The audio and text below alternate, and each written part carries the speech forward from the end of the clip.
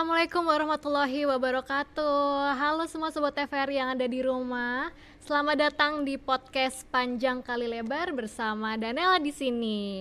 Nah, di podcast kali ini kita nggak cuman mau ngobrol panjang, tapi di sini kita juga mau melihat sesuatu dari sudut pandang yang berbeda. Nah, sobat TVRI, terkadang hidup itu terasa seperti hanya soal bertahan, melewati hari, melewati tantangan. Tapi sebenarnya hidup itu nggak cuman soal bertahan. Jadi di episode kali ini kita akan bahas bagaimana caranya tetap bersinar, menemukan makna dan terus berkembang di segala situasi. Nah, podcast Panjang Kali Lebar kali ini kita udah kedatangan tamu spesial yaitu Dr. Elizabeth Trisubekti Lestari. Hai dokter. Nah, dokter ini begitu menginspirasi, jadi kita langsung aja mulai tanya-tanya ya dok ya, boleh ya dok? Boleh. Oke dok, boleh perkenalan sedikit nggak dok?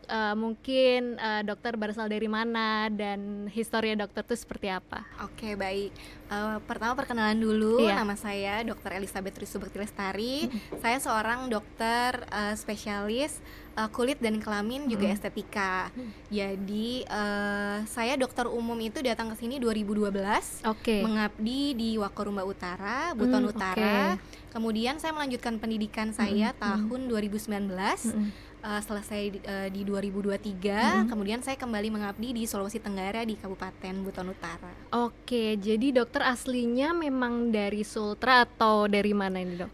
Saya rootnya sebenarnya Jawa, tapi lahir dan besar di Bandung. Oke, jadi istilahnya mengabdinya di Sulawesi Tenggara ya dok, Betul. khususnya di Buton Utara. Oke. Nah, kalau dokter ini cita-citanya dari dulu memang mau menjadi dokter atau gimana dok? Tidak, sebenarnya justru dari kecil sampai SMA itu profesi yang paling tidak terpikirkan itu dokter sebenarnya. Oh, malah gitu. Jadi karena dulu rumahku berada di sebelah Boska, Peneropongan Bintang, dan sering sekali lihat kakak-kakak dari ITB yang astronomi itu ke situ. Dulu saya bercita-cita sebagai astronom. Oke, Sebenarnya iya. waktu SPMB itu dulu waktu mau kuliah tesnya namanya masih SPMB. Betul. Itu pilih meteorologi dan emang salah satunya FK. Tapi ternyata setelah dijalani, Iya. astronomi itu kan bidangnya seperti fisika ya, hitung-hitungan. Ternyata selama pendidikannya itu saya merasa lebih lemah di hitungan. Oke, betul. Jadi untuk hal lain yang disukai itu biologi sebenarnya, biologi, tanaman, makhluk hidup seperti itu. Dan waktu SMA itu, waktu penjurusan apakah mau IPS atau IPA, kita ambil IPA. Kemudian pada saat mau menentukan jurusan waktu kuliah, ditanya orang tua apa yang kita suka. Saya pikir saya sukanya biologi, tapi inginnya aplikatif. Jadi bidangnya mungkin pada saat itu yang terpikir adalah kedokteran, jadi kita coba tes kedokteran. Alhamdulillah lulus. Alhamdulillah lulus, betul. Nah, tapi dari keluarga dokter ini memang sudah ada yang menjadi dokter sebelumnya atau dokter yang pertama? Untuk keluarga inti saya dokter yang pertama. Tapi dari keluarga umumnya kalau tidak berkiprah di pendidikan itu di kesehatan. Jadi memang sudah ada basic di bidang kesehatan. Oh betul. Jadi sebenarnya dari awal nggak ada bayangan nih ya dok mau ambil jurusan kedokteran gitu ya sebenarnya? Nggak ada sama sekali. Jadi pada saat itu pun tidak menyangka juga ternyata bidang kedokteran ini tidak kita kan waktu SMA sekolahnya biologi itu bagaimana siklus hidup dan apa. Ternyata setelah digabung dengan medisin, pengobatan dan lain-lain itu ternyata sangat rumit sekali. Tapi karena kita sudah berkecimpung di situ, jadi kita jalani. Oke. Nah dok, boleh ceritain nggak gimana sih maksudnya dokter bisa sampai di Sulawesi Tenggara? Apakah itu pengabdian atau memang dokter memilih untuk di sini atau bagaimana? Jadi waktu itu kenapa sampai di Sulawesi Tenggara, ceritanya dulu setelah lulus dokter, kemudian saya mengambil pendidikan manajemen rumah sakit dulu waktu itu. Setelah S2 ditanya kembali oleh orang tua apakah hendak IGD atau isi klinik atau yang lain atau di struktural waktu itu. Dan ditanya juga apakah tidak ingin mengambil pendidikan yang lebih lanjut waktu itu. Tentu setiap dokter umum bermimpi untuk menjadi spesialis. Betul. Pada waktu itu belum terpikir kita mau ambil spesialis apa. Hanya yang kami tahu untuk mendaftar kita sebagai spesialis itu ada beberapa poin yang kita harus penuhi. Salah satunya adalah pengalaman mengabdi di beberapa daerah di Indonesia. Kemudian waktu itu kita daftar di dulu namanya PTT, judulnya mengabdi di daerah itu namanya PTT. Ada kuota di Sulawesi Tenggara, khususnya Buton Utara. Sebelumnya sudah ada teman di di Buton Utara, dan sebelumnya ada juga keluarga yang sudah pernah mengabdi di sini. Akhirnya kita pertimbangkan untuk bisa kita mencari pengalaman di sini. Akhirnya kita daftar ke sini dan sampailah saya di Sulawesi Tenggara.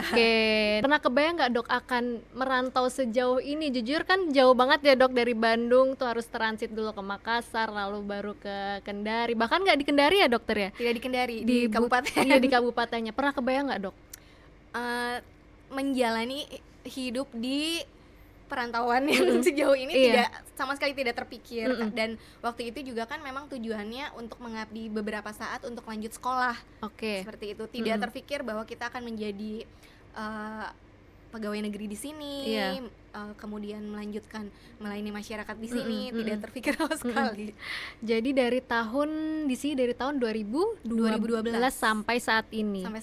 Dan akhirnya berkeluarga juga di sini ya dok. Juga di sini, akhirnya kembali. Akhirnya kembali lagi ke sini. Nah, kapan dok pertama kali dokter ini ada nggak sebenarnya keinginan dokter untuk keluar kota, atau sebenarnya tuh enggan gitu, nggak mau jauh dari keluarga? Saya sendiri sebenarnya setelah lulus dokter umum pada saat itu memang bagaimana ya, ada rasa keinginan saya untuk merintis itu memang di daerah. Jadi memang dari awal sudah siap dengan tidak, fasilitasnya tidak seperti di Bandung, kondisinya tidak seperti di Jakarta gitu. Jadi memang lebih ingin hidup di suburban sebenarnya. Cuma ternyata terlalu jauh. Ternyata di kepulauan jadinya. Ya kalau untuk keinginan bosan segala pengen kembali ke Jawa mungkin untuk sampai saat ini sih alhamdulillah belum ada. Masih menikmati. Karena jujur di sini Nela juga pendatang Kak di sini. Iya. Baru 9 tahun. Kita sama sebenarnya. Sama Kak, cuman Nela kan masih baru ya 9 tahun. Jujur juga merasa nyaman juga di sini. Nyaman, lingkungannya bagus, juga pertemanan juga baik di sini. Dan ada nggak Kak alasan khusus kenapa memilih Sulawesi? Untuk alasan khususnya sendiri pada saat itu memang tidak risetnya tidak Sulawesi seperti ini, tidak. Pada saat itu hanya kuota yang tersedia di Sulawesi Tenggara, khususnya Buton Utara. Kemudian sudah ada yang pernah pengalaman mengabdi terlebih dahulu, jadi kita sudah ada gambaran bagaimana sih Buton Utara itu, bagaimana kita bekerja di puskesmas, bagaimana karakteristik masyarakatnya. Jadi dipikirkan mungkin Sulawesi Tenggara masih kita jangkau. Seperti itu. Betul. Nah, berarti kakak menginjakan kaki di sini saat umur berapa itu Kak? Tahun 2012 itu umur berapa ya waktu itu ya? Saya kelahiran 1986. Berarti 30 sekitar 24. Enggak. Coba hitung-hitungannya. Berarti sekitar 20-an ya dok ya. Berarti kan itu masih muda banget dok. Waktu itu setelah lulus dokter 2 tahun S2 dulu, habis itu kesini. Berarti memang masih muda ya hitungannya dok ya, untuk berani mengambil keputusan untuk jauh dari rumah. Nah, yang paling dokter pikirkan atau pertimbangan, berangkat nggak ya ke Sulawesi itu apa dok paling besar? Yang pertama adalah tentu kita jauh dari keluarga. Betul. Dan pola asuh selama saya dibesarkan tentu jauh berbeda ya. Karena pada saat saya sampaikan mau coba mengabdi di Sulawesi Tenggara, yang pertama kali dipesan oleh ayah saya adalah perbedaan budaya. Bagaimana karakteristik orangnya sangat berbeda dengan orang di Jawa. Saya khususnya Jawa Barat, kemudian kebiasaan-kebiasaan lain seperti itu. Jadi cara dokter menyesuaikan tuh bagaimana dok? Menyesuaikan pertama kali memang kita agak kaget. Yang pertama adalah kalau di Jawa itu orangnya lembut-lembut ya. Kalau di sini kita agak terkaget-kaget. Agak kaget, betul dok. Hanya yang saya syukuri adalah pada saat saya diterima di puskesmas tempat saya mengabdi, Yang pertama adalah tim dan tenaga kesehatannya sungguh sangat welcome dan masyarakatnya sungguh sangat baik, menerima saya dengan baik. Jadi untuk adaptasi keseharian tidak terlalu sulit karena begitu mudah diterima. Mereka welcome dengan orang baru dan sangat membantu. Iya, betul. Berarti dokter di sana itu tinggal sendiri atau ada partner yang lain? Waktu pertama kali datang 2012 itu dokter punya rumah dinas sebenarnya. Di puskesmasanya mungkin beberapa fasilitas masih kurang terpelihara, sehingga dulu itu tenaga kesehatannya yang bukan orang asli di situ, bukan saya saja. Ada sarjana kesehatan masyarakat, perawat dan bidan. Jadi biasanya kami ada rumah dinas yang kami tinggali sama-sama. Bersama, gitu. Jadi kami saling bantunya di situ karena sama-sama juga perantau ya. Jadi kami saling menguatkan di situ. Betul, Dok. Pastikan ini jauh dari zona nyamannya dokter ya.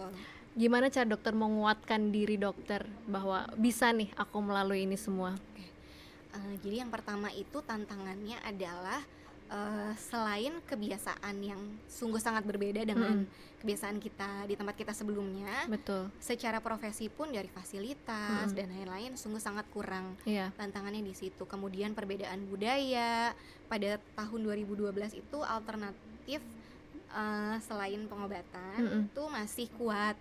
Di sana dari misalkan dukun beranak atau yang lainnya itu menjadi challenge tersendiri. Menjalani tantangan itu yang menguatkan saya adalah tujuan awal. Ya, dari pertama kita ingin mengabdi kepada masyarakat, berguna untuk masyarakat. Jadi kadang-kadang kalau misalkan di suatu waktu merasa mentok, saya ingat lagi tujuan kita kesini itu apa. Jadi kembali ke memang tujuannya mengabdi di sini, harus kuat, harus bisa. Jadi yang memang bisa menguatkan dan meyakinkan kita tuh ya diri kita sendiri ya dokter ya. Karena yang support system yang terbesar menurut Nela itu juga dari diri sendiri. Kalau kita berasa mampu, kita berasa bisa, pasti kita kuat juga menjalaninya. Nah, kalau dari kakak kan pasti udah menerima nih Kak, maksudnya aku mau berangkat. Nah, kalau reaksi keluarga pada waktu itu gimana? Reaksi keluarga pada waktu itu yang pertama kaget karena pilihannya Sulawesi. Kita tidak pernah berkunjung ke Sulawesi sebelumnya, tidak tahu karakteristik masyarakat di Sulawesi seperti apa, tempatnya bagaimana. Dan mungkin kalau orang tua mungkin ada keraguan, bisa nggak sih anak saya di sana sendiri? Nah, sebenarnya seperti itu. Tapi setelah kita sampaikan kembali bahwa di sana ada teman, kita bekerja di bawah Kementerian Kesehatan, terlindungi secara hukum dan lain-lain, itu akhirnya meluluhkan juga, akhirnya dilepas juga ke Sulawesi. Pasti berat juga dok. Jadi kalau dokter nih berapa berkeluarga? Berapa saudaranya? Saya berdua dengan kakak perempuan juga. Jadi satu-satunya ada kakaknya ya? Kakak dokter, terus dokter anak terakhir berarti? Anak bungsu lagi, pergi jauh lagi dari keluarga. Nah, tapi keluarga sering berkunjung dok ke Sulawesi? Kalau orang tua itu baru setelah 3 tahun pengabdian, 2012, 13, 14, 15 sampai 15 saya 4 tahun pengabdian, itu di tahun keempat baru datang dan shock. Jadi baru setelah 4 tahun baru datang ke Sulawesi. Tapi dokternya sering balik ke Bandung? Biasanya kami 1 tahun tuh 2 kali pulang ke Bandung. Wah, waktu datang gimana dok cerita? Terkaget-kaget atau gimana orang tuanya? Iya, padahal waktu itu mungkin sudah sedikit yang lebih berkembang ya. Hanya mereka tanyakan kembali, benarkah mau tetap mengabdi di sini? Benarkah mau menjadi ASN di sini? Dipikirkan kembali. Tapi tapi tetap bertahan ya dok ya, tetap memilih untuk bertahan. Nah, pasti salah satu faktornya kan juga dari lingkungan yang mendukung ya dok, lingkungan di puskesmas yang mendukung, orang-orangnya juga baik. Nah, momen pertama nih yang dokter ingat sampai sekarang, ataukah menangani pasien yang bagaimana, atau mungkin ada cerita-cerita di puskesmas, inget gak dok waktu zaman dulu? Yang paling tidak bisa dilupakan adalah pada saat itu akses jalan dari puskesmas kami itu masih kurang baik yang pertama. Kemudian kami ada pasien waktu itu ibu hamil dengan gemeli itu anak kembar. Yang pertama untuk menangani kasus anak kembar, sebenarnya untuk dokter umum waktu kami pendidikan itu juga jarang sebenarnya. Kemudian di tempat kami itu pada saat itu 2012 masih belum ada listrik, air bersih juga masih sulit, harus menangani pasien yang seperti ini. Kemudian kami briefing dulu untuk penanganan ibu melahirkannya dengan bidan setempat, dengan perawat dan lain-lain.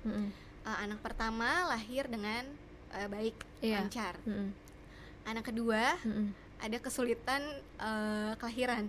Jadi yang seharusnya sekian menit kita perkirakan sudah lahir, ternyata belum lahir. Jadi pada saat itu kami putuskan untuk merujuk ke kabupaten terdekat gitu. Pada saat itu ke Muna pada saat itu. Akses jalannya kurang baik, kami masih harus menyeberang dengan kapal kecil ya, kating-ting pada saat itu. Karena kondisi pasien agak kurang baik, jadi dokter ikut pada saat itu. Jadi kami melalui jalanan yang kurang bagus, kemudian menyeberang dengan kapal yang pada saat itu penuh. Akhirnya kami masih diberikan kesempatan untuk membawa pasien di atapnya kapal pada saat itu. Dan kami harus waspada. Kenapa? Karena ibunya masih bisa melahirkan sewaktu-waktu. Jadi kami sudah bawa juga semua peralatan.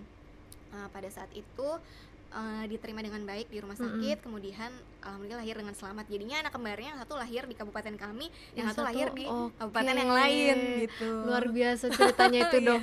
Waduh, Nela ngerasa perjuangannya luar biasa sekali ya, Dok. Dan sampai sekarang pernah nggak, Dok, kontak-kontakan sama ibu dari bayi itu? Alhamdulillah masih. Kalau misalkan bertemu kebetulan di mana gitu, kadang karena kami tangani pasien banyak ya, kami tidak ingat, tapi alhamdulillah mereka masih ingat kami gitu. Itu sebenarnya yang bikin kita terharu juga. Kadang perbuatan kita yang kecil mungkin sangat bermakna untuk keluarga lain. Betul, luar biasa sekali ini ceritanya Sobat TVRI.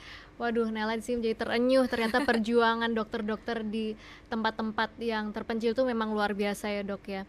Nah, kalau itu ada salah satu cerita yang menarik, kalau tantangannya ada nggak, Dok? Awal-awal datang tuh. Awal-awal itu tantangannya yang pertama kali secara bidang medis itu waktu 2012 itu kami memberi edukasi kepada masyarakat itu masih cukup sulit.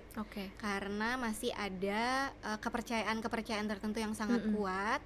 Kemudian pada saat 2012 itu kami baru merintis Polindes ya namanya. Pokoknya ibu hamil itu harus melahirkan di puskesmas.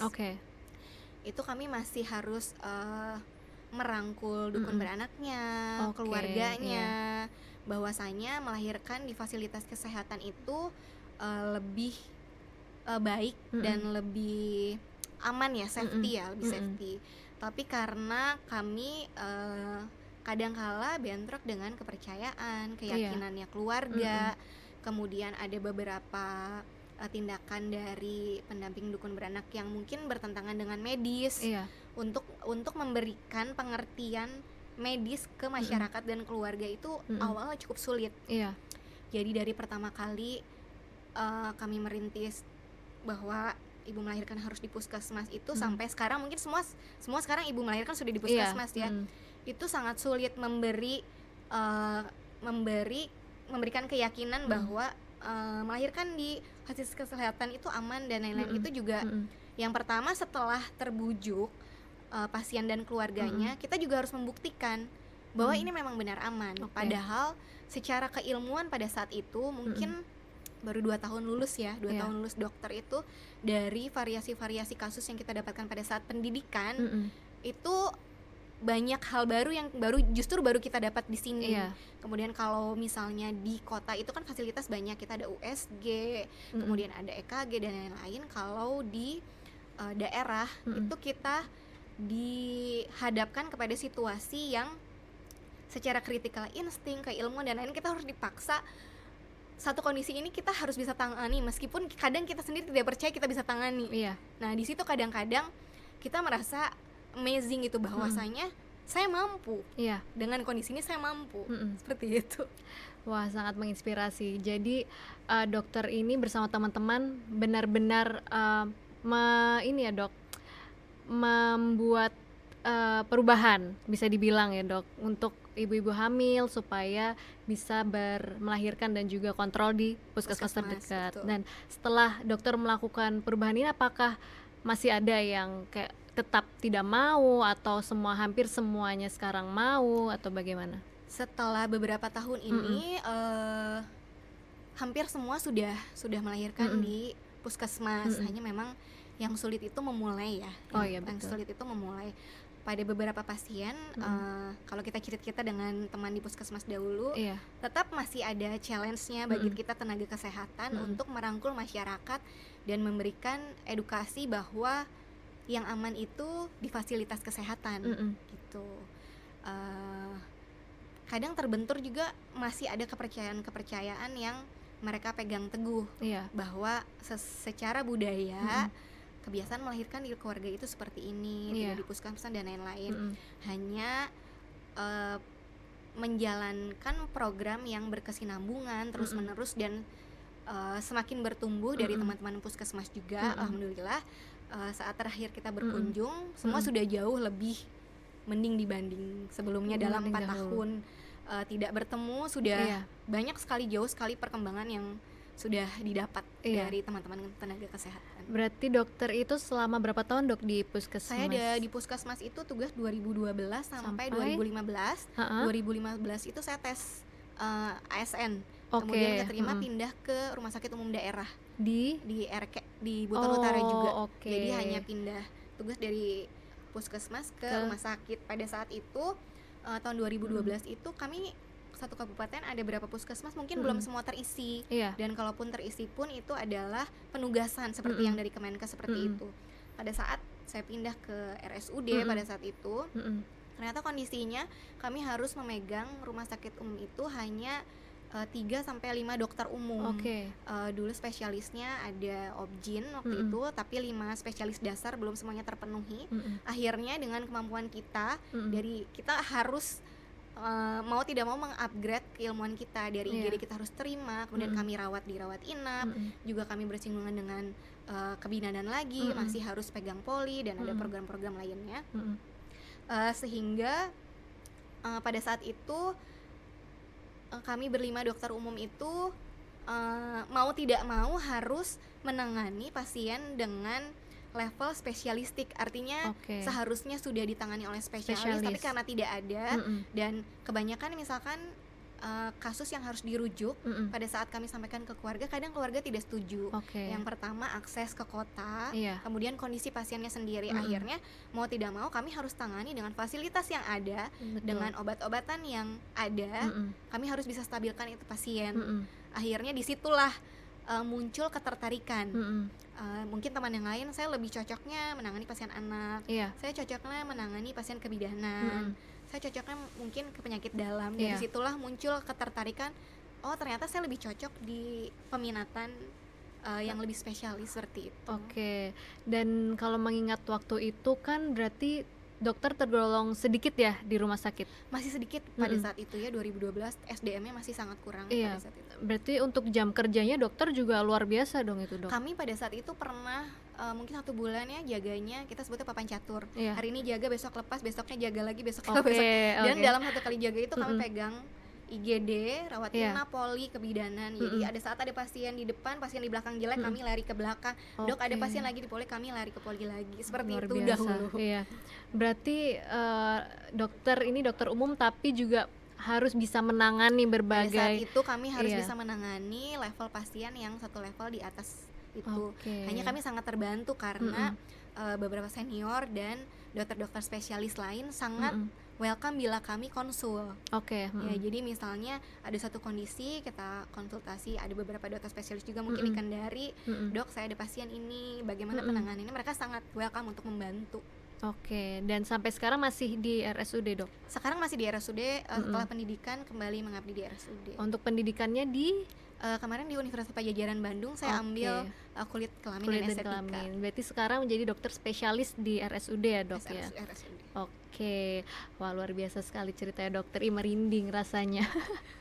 Dok, tapi pernah nggak dokter itu merasa di masa-masa itu pasti ada rasa kayak nggak siap atau hampir menyerah gitu, kayak aduh capeknya atau gimana gitu, cara menyemangati diri dokter tuh bagaimana? Ada kalanya memang ada hari-hari yang mungkin dipengaruhi oleh yang pertama pasti kelelahan fisik, kemudian kondisi pasien. Kadang kita masih harus menghadapi keluarga pasien dengan karakteristik yang bermacam-macam. Ada kalanya misalnya satu pasien kita tahu pasien ini optimalnya dilayani seperti apa, atau misalkan harus dirujuk atau harus menjalani suatu tindakan tertentu. Kita sampaikan kepada keluarga, mungkin keluarganya tidak setuju atau keberatan atau kekhawatiran akan risiko dan lain-lain, sehingga menolak beberapa tindakan dan prosedur yang kami harus lakukan. Padahal mungkin pada saat itu hanya itu jalan satu-satunya untuk menyelamatkan pasien. Kemudian kalau dalam kondisi seperti itu kadang kita merasa tidak berdaya karena kita tahu yang paling baik untuk pasien, tapi kadangkala ada keterbatasan baik dari sisi persetujuan pasien atau fasilitas dan kesehatan. Di situ kadang-kadang kita merasa sangat tidak berdaya dan ingin sekali pindah ke tempat yang fasilitasnya lengkap, sehingga kita bisa tolong pasien seoptimal yang kita bisa. Jadi pernah ada momen kayak aduh pengen pulang nih, udah nggak bisa kayaknya. Kadang beberapa kali ada seperti itu, hanya seringkali kami sharing dengan tenaga kesehatan lain karena kan banyak juga pendatang dan lain-lain. Kami ingat lagi tujuannya setelah ini kita mau kemana. Pada saat itu yang paling dekat adalah melanjutkan pendidikan.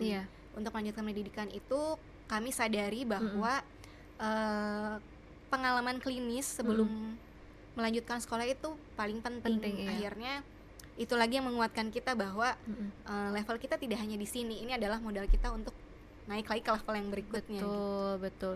Nah, dari semua proses yang dokter lalui ini, pelajaran paling keras mungkin yang dokter pernah dapat itu apa? Pelajaran yang paling besar lah, kayak besar sebagai dokter pada saat mengabdi adalah kadang kalanya ada keterbatasan kita sebagai manusia. Mungkin secara keilmuan pada saat itu, mungkin pada saat dokter umum ada beberapa kasus yang saya yakin saya tidak bisa tangani. Tapi ternyata Tuhan tunjukkan kuasanya di situ. Misalnya ada yang kembali ke, karena kasusnya banyak ya, misalkan ibu melahirkan dengan bayi besar misalkan, karena kita pikir tidak bisa lahir normal dan seperti ini, briefing lagi dengan teman-teman bidan dan teman perawat dan yang lain, masih bisa dok diusahakan dengan metode ini, metode itu, kita coba semaksimal, akhirnya bisa. Artinya pelajaran yang paling bisa saya ambil dari situ adalah yang pertama, jangan cepat menyerah. Yang kedua, pasrah pada Tuhan. Menyerahkan karena di sana semuanya. Dia tolong. Betul. Aduh, kalau mendengar cerita dokter tuh Nela jadi membayangkan, berarti benar-benar perjalanan dokter itu panjang sekali sampai di titik yang saat ini ya dok ya. Nah, hari ini tapi kan ceritanya udah berbeda nih dok dari yang lama ya dok ya. Nah, apakah saat ini dokter sudah merasa kayak oke, tempatku di sana nih, atau oke, aku bisa nih melanjutkan hidupku untuk seterusnya di sana, atau ada plan lain yang mungkin dokter udah bayangkan ke depannya? Baik, untuk saat ini semua perjalanan hidup yang saya jalani dan membawa saya ke titik ini itu sungguh sangat saya syukuri. Yang kedua, saya pikir untuk melanjutkan pelayanan di bidang spesialistik yang saya tekuni pun untuk masyarakat di Buton Utara itu masih diperlukan karena belum ada dokter kulit kelamin dan estetika. Kemudian yang saya pelajari lebih lanjut adalah bahwa dokter kulit itu tidak hanya menangani kecantikan. Kami ada beberapa program pemerintah yang masih PR sekali untuk Indonesia, seperti penanganan kusta, eliminasi skabies. Kemudian setelah saya kembali dan berpraktek sesuai dengan spesialistik saya, di daerah-daerah seperti ini juga sering didapatkan kasus-kasus yang masih sulit ditangani. Artinya jika tanpa dokter ahli, mungkin dokter umum akan kesulitan. Akhirnya berangkat dari situ, saya merasa mungkin keahlian saya masih dibutuhkan. Sehingga sampai saat ini mungkin belum ada rencana untuk pindah yang lain. Jadi untuk saat ini dan kedepannya masih berencana melanjutkan pengabdian saya di Oke dok, karena tema kita hari ini kan ini ya dok ya, bukan tentang bertahan tapi bagaimana terus bersinar. Asik. Nah, menurut dokter, arti bersinar itu gimana, Dok? Arti bersinar di setiap perjalanan yang kita lalui, menurut saya bersinar itu bukan artinya berpuas diri karena kita sudah merasa sukses. Tapi bersinar itu apapun kondisinya, kita masih bisa bangkit dan bermanfaat dalam kondisi seperti itu untuk orang lain. Menurut saya itu arti bersinar di profesi saya. Oke, luar biasa sekali. Nah, biasanya Dok, di momen-momen seperti ini tuh ada pasien atau kejadian yang menguatkan dokter sampai saat ini gitu. Kira-kira ada nggak, Dok, ceritanya? Untuk pasien-pasien banyak ya pengalaman-pengalaman di Buton Utara itu yang bahasanya apa ya, menambatkan hati kita di sana. Seperti pada saat kita selesai, waktu itu sudah selesai pengabdian pendidikan, sudah kembali ke sini. Waktu itu lagi belanja di mana ya, mungkin masih di Kendari juga. Ada orang yang menghampiri, katanya, "Dokter," katanya, "kita masih ingat saya," katanya. Sejujurnya agak kurang ingat ya, karena begitu banyak pasien. Ibu ini membawa anaknya menghampiri saya, disuruh salam. Akhirnya dia cerita, "Dokter, pada saat itu waktu dokter masih jadi dokter umum di IGD rumah sakit, kalau bukan dokter yang menyarankan untuk anak ini ditangani dan dirujuk ke fasilitas kesehatan yang lebih baik, mungkin anak ini tidak ada sekarang." Di saat itu saya sudah tidak tahu ya ini pasien yang mana, kapan saya tangani, kasusnya apa. Tapi setelah sekian tahun saya pendidikan kita tidak bertemu, mungkin itu juga terakhir ya, terakhir kita bertemu. Pasien masih ingat kita. Mungkin di situ saya merasa bersyukur bahwa profesi yang saya jalani ini adalah tenaga kesehatan. Betul. Karena mungkin banyak orang yang merasa terbantu ya, Dok, sama kehadiran dokter di sini. Alhamdulillah. Nah, Dok, kalau ngomongin soal hubungan antara dokter dan pasien, nah hubungan dokter dengan pasien itu seperti apa, Dok? Untuk sampai sekarang alhamdulillah ya, karena kami memang sangat menjaga hubungan kami selama perawatan dan sesudahnya. Mungkin saya bisa katakan saya sangat bersyukur bahwa hubungan saya dengan pasien-pasien ini sampai saat ini masih cukup baik. Sangat dalam bekerja mungkin kami memang sangat meminimalisir untuk pasien merasa tidak puas atau ada pengalaman perawatan yang mungkin membekas di pasien sehingga mereka trauma atau yang lain. Alhamdulillah dengan kerja sama tim yang baik hingga saat ini dari sekian banyak pasien, alhamdulillah hubungan kami masih baik. Dan mungkin kalau bertemu di kesempatan yang lain, ada cerita-cerita, "Dok, saya dulu dirawat dengan dokter, sekarang sudah sehat," masih terpelihara dengan baik, saya rasa. Alhamdulillah. Mungkin banyak pasien yang mengingat dokter ya, karena apa? Pernah diobati sama dokter, tapi mungkin dokter karena terlalu baik pasien jadi bingung ini yang mana gitu. Kekurangan seperti itu karena volume pasien yang kami tangani pada saat waktu itu dokter umumnya memang cukup banyak di daerah, karena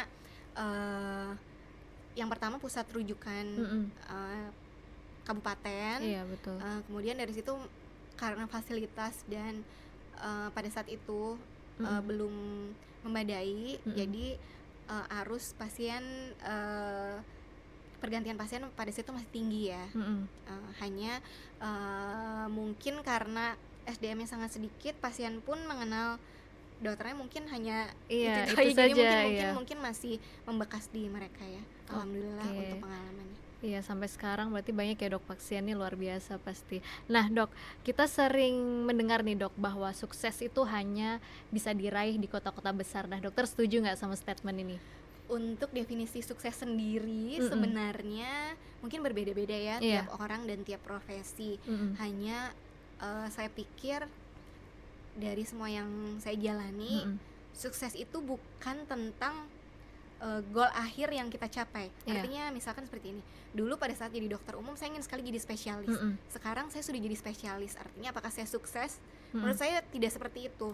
Menurut saya sukses itu adalah pengalaman kita bertumbuh dan berkembang dari pribadi kita saat ini dibanding sebelumnya.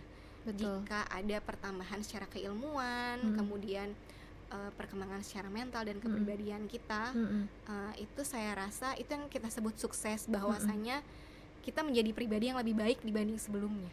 Iya. Seperti itu sukses untuk saya. Jadi bertumbuh dari diri sendiri ya dok, bukan apa yang sudah kita capai selama ini, tapi bagaimana kita bisa keluar dari zona nyaman, bagaimana kita bisa bertumbuh sampai kita saat ini. Nah, kadang yang kita cari di kota-kota besar itu bukan fasilitas ya dok, Betul. tapi apa nih yang bisa dokter temukan di daerah yang mungkin nggak bisa dokter dapetin di Betul. kota-kota besar? Seperti itu tadi, memang kota besar limpahi dengan berbagai fasilitas dan kemudahan.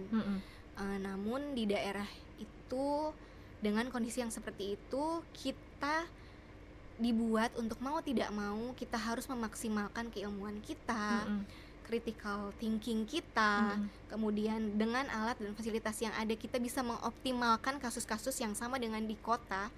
Menurut saya itu suatu pencapaian bagi saya, khususnya tenaga kesehatan ya, bahwa kita bisa menangani kasus yang sama yang bisa ditangani di rumah sakit dengan fasilitas kesehatan lebih baik. Itu adalah suatu kelebihan yang daerah berikan untuk kami bertumbuh, bahwa dengan kondisi seperti itu ternyata manfaat lain justru banyaknya untuk kami, kami lebih berkembang, untuk kami lebih mau membaca, untuk kami lebih mau bertanya, untuk kami lebih mau mempelajari berbagai kasus yang seharusnya bukan lagi bagiannya kami, tetapi itu yang membuat kita bertumbuh, berkembang, dan akhirnya membuat percaya diri. Betul. Bahwa saya ternyata lebih ahli di bidang yang ini, saya ternyata lebih percaya diri di bidang yang ini. Akhirnya di situ kami mengerucut dan melanjutkan pendidikan dari apa yang kami suka dan kami percaya kami bisa. Oke. Coba kita throwback dikit waktu dokter memutuskan untuk belajar di Universitas Pajajaran ya dok. Pada saat itu. Iya, pada saat itu kenapa dokter nggak memilih untuk oke aku stay aja deh di Bandung, nggak memutuskan untuk kembali? Pada saat itu setelah menjalani pendidikan, di situ pun juga pikiran saya terbuka ya, bahwa kulit itu tidak hanya soal kecantikan, soal pasien yang datang ke kita sehat-sehat semua, hanya ada keluhan minor dan lain-lain, bahwa bidang kulit itu ternyata sangat luas. Ada kegawat darurutan kulit, autoimun, kemudian infeksi, masalah kulit orang tua, dan lain-lain. Setelah kami saya pelajari dan kita throwback dengan kasus-kasus yang saya dapat waktu saya dokter umum terdahulu, bahwa pada saat itu mungkin waktu dokter umum ada pasien, contohnya misalkan psoriasis atau skabies dengan komplikasi dan lain-lain. Pada saat itu keilmuan saya belum sampai di situ, tapi pada saat setelah selesai itu saya berpikir bahwa daerah itu masih butuh dokter ahli, khususnya pada kasus saya dalam bidang kulit dan kelamin. Bidang kulit dan kelamin itu mungkin masih minor ya, apalagi untuk bidang besar lainnya seperti misalkan penyakit dalam, anak atau lain-lain. Berangkat dari situ saya pikir selain untuk melayani pasien, mungkin bisa membagikan ilmu saya untuk dokter-dokter umum di fasilitas kesehatan tingkat pertama, misalnya pada saat ini kan puskesmas, sehingga saya bisa membagikan ilmu saya. Akhirnya pasien tidak harus ke fasilitas kesehatan atau ke kota untuk mendapatkan pelayanan. Artinya pada beberapa kasus bisa ditangani dokter umum, atau pada beberapa kasus dokter umum bisa kita supervisi untuk memberikan pertolongan di tempat-tempat yang pasiennya mungkin bila mana di situ fasilitasnya kurang memadai, harus dirujuk ke kota. Itu kan yang pertama, selain memperberat penyakit, belum ongkosnya dan lain-lain dari sisi finansialnya, itu ternyata kita bisa menjadi perpanjangan tangan. Betul. Bahwa dengan ilmu yang sudah upgrade, kita juga bisa membantu tenaga kesehatan lain untuk menangani pasien, sehingga pasien bisa ditangani di tempat seperti itu. Betul. Jadi itu yang membuat saya berpikir saya harus kembali. Betul. Jadi bukan hanya untuk diri sendiri tapi juga untuk lingkungan sekitar ya dok ya pastinya. Nah, kalau kondisi sekarang di RSUD di daerah itu bagaimana dok? Apakah sudah banyak dokter spesialis atau bagaimana? Oke, selama saya pendidikan, setelah kembali, alhamdulillahnya sumber daya manusia tenaga kesehatannya khususnya setiap puskesmas sudah terisi dokter. Kemudian putra-putra daerah sudah banyak yang menjadi tenaga kesehatan dokter. Beberapa sebagian besar sudah melanjutkan pendidikan juga untuk kembali lagi mengabdi di rumah sakit umum. Kemudian perkembangannya untuk saat ini rumah sakit umum kami sedang diupayakan untuk naik tingkat ke rumah sakit tipe C, sehingga bila mana fasilitas sudah terpenuhi, sumber dayanya sudah terpenuhi, artinya masyarakat dan penduduk di kabupaten kami tidak harus dirujuk lagi ke fasilitas yang jauh seperti itu dok. Betul. Sudah jauh sekali banyak berkembang dan banyak perbaikan. Banyak perkembangan ya dok ya. Nah, kalau misal waktu bisa diputar nih dok, menyesal nggak jauh-jauh sampai sini? Tidak menyesal. Tidak menyesal sama sekali. Dan ada nggak yang ingin dokter katakan ke diri sendiri di hari pertama dokter tiba di Sulawesi? Mungkin kayak harusnya nggak kesini, atau kamu pasti bisa, atau gimana dok? Kalau throwback ke hari pertama menjejakkan kaki ke Sulawesi Tenggara, khususnya Buton Utara, masih sama dengan pada saat pertama. Kamu bisa. Kamu pasti bisa. Menyemangati diri sendiri dulu ya dok ya. Dan alhamdulillahnya terlalui, dan saya syukuri pengalaman saya di mengabdi di Buton Utara ini memang banyak sekali memberikan pelajaran dan membuat saya bertumbuh untuk sampai sekarang. Jadi tidak menyesal dan pasti bisa. Pasti bisa. Dan alhamdulillah bisa sampai ke titik ini sekarang ya dok ya, alhamdulillah. Nah, mungkin ada sobat TVRI di rumah nih yang lagi ragu untuk mengambil langkah, mungkin keluar dari comfort zone, keluar dari zona di rumah. Nah, mungkin ada pesan nggak dok untuk tenaga kesehatan muda yang takut nih untuk merantau jauh dari rumahnya? Untuk tenaga kesehatan yang berminat mengabdi di daerah yang lebih terpencil atau yang lain, saya pesan jangan ragu dan jangan takut, karena dari situlah kita bisa berkembang dan memaksimalkan potensi yang kita punya. Jangan ragu untuk bertumbuh, berkembang, dan melanjutkan pendidikan ke spesialis. Jadi tetap belajar terus ya dok ya, belajar terus dan terus untuk berkembang. Nah, khususnya untuk perempuan, kan dokter kan dulu masih muda, perempuan, anak terakhir, merantau jauh sampai sini. Nah, kalau sebagai seorang perempuan ya dok, kita bicara apa yang perlu disiapkan nih dok saat ingin berkarir jauh dari rumah? Baik, untuk sesama perempuan mungkin karena kita masih harus memikirkan bahwa kita harus menikah, mempunyai anak. Alangkah baiknya jika planningnya sudah tersusun sejak awal. Misalnya dalam 5 tahun mungkin saya akan menikah. Artinya sudah dari awal keinginan mengabdi itu dilaksanakan. Artinya jangan terlalu banyak berpikir atau lain-lain. Dan menurut saya membuat timeline di dalam hidup kita itu sangat penting. Artinya misalkan kita mau melanjutkan pendidikan spesialis, kapan kita menikahnya, kapan kita akan berencana punya anak atau menambah anak gitu. Karena sejujurnya bagi kami tenaga kesehatan yang perempuan itu yang pertama untuk belajar pada saat residensi atau yang lain mungkin jenjang pendidikan yang lebih lagi, ditambah dengan urusan domestik dan keluarga, itu memang bebannya menjadi double ya. Yang pertama kita masih harus menjalankan kewajiban kita sebagai residen dan yang lain mungkin. Kemudian peran kita sebagai ibu, istri, dan anak yang masih dari orang tua kita. Jadi yang utama itu buatlah timeline, jalankanlah timelinemu, dan bentuklah support system yang bisa mendukung rencanamu. Seperti itu. Karena tanpa support system, saya yakin juga kita semua tidak ada di sini. Betul. Karena support dari keluarga, orang-orang terdekat itu jujur sangat menguatkan hati ya kak. Dan untuk timeline itu mungkin Nela catat ya kak untuk pribadi Nela sendiri ya kak. Karena Nela ya khususnya. Iya khususnya jadi pribadi nih kak, relate nih kak.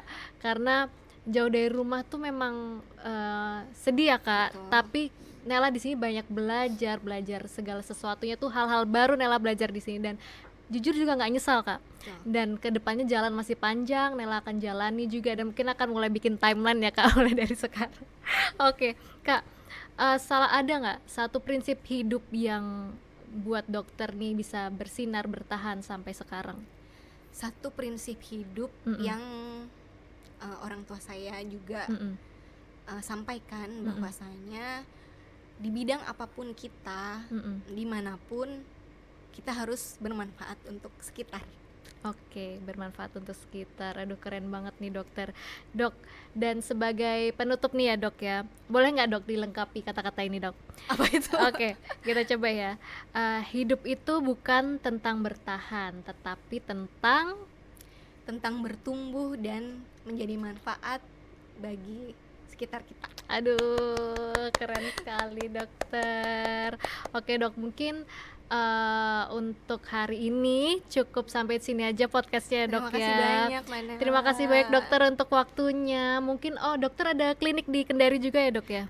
Sekarang berpraktek juga di Kendari, di klinik NHD. Oke, jadi bisa nih dok main-main ke sana ya dok ya. Oke dokter, terima kasih banyak dokter Elizabeth untuk ceritanya yang luar biasa hangat hari ini dan sangat menginspirasi juga untuk Nela dan juga teman-teman sobat TVRI di rumah pastinya. Nah dari obrolan ini kita belajar, mungkin kita tuh nggak bisa selalu memilih di mana kita mau ditempatkan, tapi kita selalu bisa memilih bagaimana kita menjalani, terus berkembang dan juga bermanfaat bagi orang-orang sekitar. Nah, kalau hari ini kamu merasa sedang bertahan, kamu tuh harus tetap semangat karena suatu hari nanti pasti kamu akan bersinar dimanapun kamu berada. Oke, saya Danella pamit, sampai ketemu di podcast panjang kali lebar selanjutnya. Sampai jumpa lagi, dah.